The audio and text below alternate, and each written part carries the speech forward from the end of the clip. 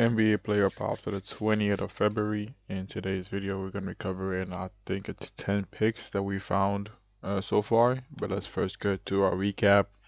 As you can see from the graphic, we went 5 and 4 with our picks. We had two different hooks. Um, we had two demons. They unfortunately did not cash. Our units profit on the day on straight bets was plus 0.38, but we lost a unit or half a unit on parlays. I had an esport slip. We missed by one, so we didn't cash was the 7x that which made us go minus 0.12 units on the day. Is what it is, but when you miss a parlay by one, it's kind of it's kind of rough. Based what it is, bro. To go through our losses from yesterday, uh, shit, a bit like yeah. We had Tyrese Maxey over his assists. I actually wasn't really that involved in the news with the NBA yesterday, so I didn't really see that Embiid got ruled out, but Embiid got ruled out, so I was pretty much shocked with Embiid getting ruled out. Uh, Bazelis hooks on 6 rebounds. Jalen Suggs did not even come close to getting 7 assists. And Booker got injured, so he went out in the first quarter. I think it was, and Devin Carter could not shoot the ball. He went three for 12 to end the game with 15 PA. So that was we had two great reads. But here's what it is, man. Shit happens. Our demons, we had Devin Carter 15 points. He shoots 3 for 12 from the field, is what it is. Ends with 11 points. And Jaden Johnson triple double. He was not close. He had a double double, but he didn't have 5 assists. But that's all my picks that we had that went wrong. All of my picks cashed, but it didn't matter when dropped 38 points. That was fucking crazy to see, but I was just playing absolutely crazy yesterday. But yeah, let's get into today's picks. Our first pick that we're going with in today's video, we're going with Cam Spencer over 8.5 assists against the Jazz. If you look at the injury for this the injuries for this Grizzlies team, you see guys like Ja Morant out, Ty Jerome out, Scottie Pippen out, like all the point guards are out except Walter Clayton Jr., which is a game time decision. There is a chance he does not play. Even if he plays, I still Cam Spencer playing in the 29th, 38, 30 plus minutes in this game. So I got put in, let's put it for 28 minutes at least. In the season, when he plays at least 28 minutes, he's averaging 8.3 assists over the line in 6 out of 14 games, been favorable matchups. He's had 4 games so far in the season where he's had favorable matchups when he's seen the minutes. He's over the line in 4 out of 4 games, averaging 11 assists. He played the Jazz team already when all these guys were out. He had 13 assists on 17 potentials. This Jazz team is still ass at defending. They're tanking, they're actively tanking, so they don't really give a fuck if they lose or not. So Cam Spencer will be seeing the minutes in this game, and I don't see it being a blowout because both these teams suck, but the Grizzlies are a bit better right now. But yeah, we got Cam Spencer going over his assists purely because he's gonna have to play a lot of minutes in this game. And I honestly have Cam Spencer scoring or assisting more than scoring because he doesn't really take that many shots, so I can't really rely on scoring. So I'm just going for his assists because he's gonna pass the ball. So we have him going over his assists at 8.5. That's my first pick. So you can see the charts where he gets most of his assists is pretty much green for him except this area right here. It's my first pick. Second pick, we're going with Lauri Markkanen over 5.5 rebounds. Lauri Markkanen, we played him actually twice on his rebounds and he's cooked us twice, but I hope he can catch us this time. 5.5 is kind of a low line considering that, Marcus is a pretty good rebounder, but if you watch how the Jazz been playing so far, they've been low-key tanking, like they've been making them sit out the fourth quarter and stuff. So that's a bit sketchy. So, but I still see him getting at least 6 rebounds against the Grizzlies inside the third quarter. Because he's played this team once. He had 9 rebounds on 13 chances in 36 minutes. 6 rebounds in 25 minutes is very doable for Lauri Markkanen. It says to give up the 12 least rebounds to his position. But I see Lauri Markkanen be more like a center. If that makes sense, I see him and Filipowski taking up the rebounding role in this team. With Nurkic being out, once again, this Jazz team, they're so weird because you might just see last second Nurkic gets ruled, and like this team is just fucking weird as hell. But yeah, I see him and Filipowski sharing the rebounding role in this game, and I got Lowry getting at least 6 rebounds in this game. Yeah, this Grizzlies team cannot rebound. They have no rebounding guy in this team. Like they literally have no rebounding. They got rid of Chalk Landale. Um, their best rebounder is like AD's out. Like they just have no rebounding in this team, right? I think the only rebounder they have that's competent, it's like what do they have that can actually rebound the ball? I actually don't fucking know. Maybe someone like Carl Anderson. I don't fucking know. Like, who's gonna rebound the ball for them? So they pretty much suck at rebounding right now. See, we have Laurie Markkinen going over his rebounds at six rebounds in this game. We have no picks in this whole in this game. It was kind of slow, so I haven't really found anything yet. But I'll try to find something later on. In this Pacers game, I also have nothing so far. This Pacers squad, for some reason, Nemhard only played 22 minutes last game. I didn't watch the game, so I don't really know why he played 22 minutes. And this Wizards team also, they're playing this, as you can see, the starters also playing pretty low minutes. So I'm just staying off these tanking teams for the minute. But yeah, we're going with in this game. We're going with Jalen Johnson over his PRA at 41.5. We bumped to 42.5. Reason why I head against this team is over in both games. It's averaging 47 PRA. Back to backs, he plays good in back to backs, averaging 47.7 PRA in back to backs. Against the teams that give up the most PRA his position when he sees the minutes. Let's put in for when he sees the minutes, he's averaging 48.5 PRA. Against teams that give up the most points to his dominant player type, he's also averaging a lot of points, as you can see. He's averaging a lot of. He's averaging 43.7 PRA. Like, he's over this line in 6 out of 11 games. Like, every single thing in this game is pointing over. And also against teams that play at a very fast pace, he's averaging 46.3 PRA. Like, he has so many good, so much good matchups in this game when it comes to pace. When it comes to transition, when it comes to this team just sucking against this, against his position, has a good matchup. Our only issue with Jalen Johnson that he can have nights that he just cannot shoot the ball. I hope this is not one of those nights, because the rebounding and the assisting will be there. It's about the points. You can always go for his rebounds and assists, but I feel like 19.5 was a bit too high for me. I just went for his PRA instead of 41.5, because I still see him scoring a ton against this Heat team. So we're taking him to go over his PRA to just be safe with it. So we're going with PRA 41.5 is a bit too low for me.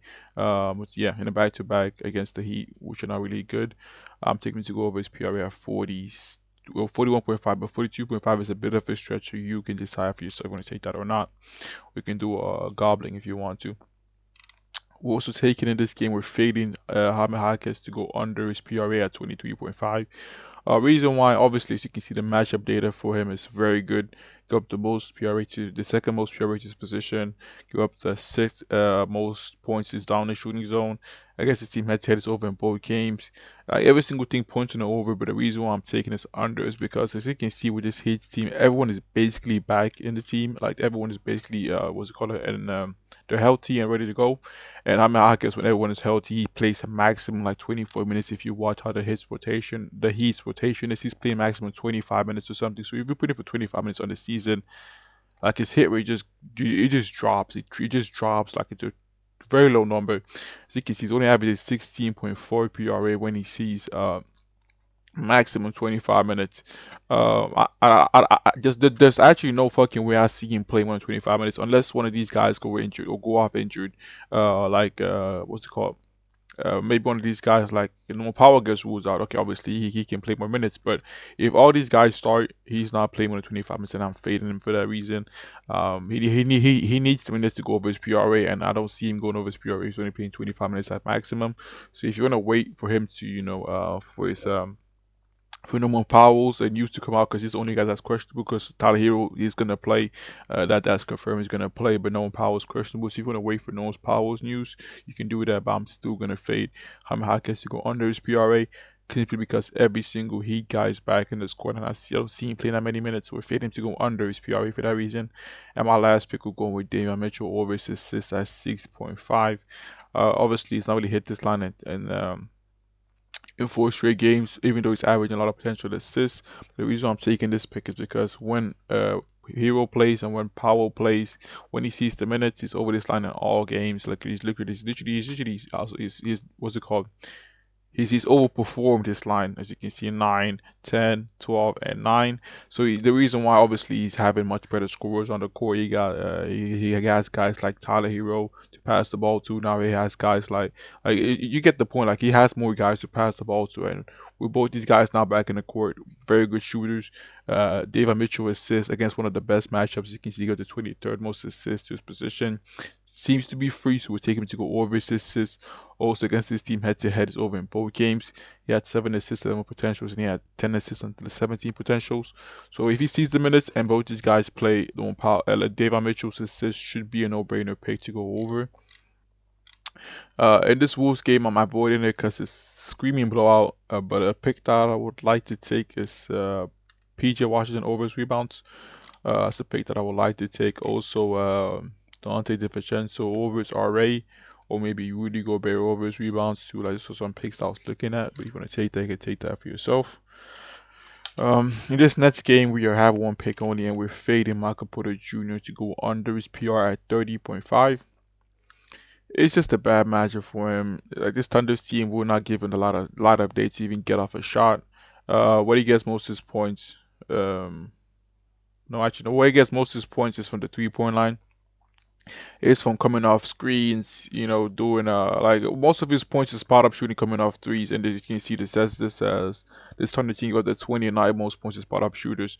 But once again, it's a spot up shooters, not star players. If you're a star player against OKC, you're getting shut down.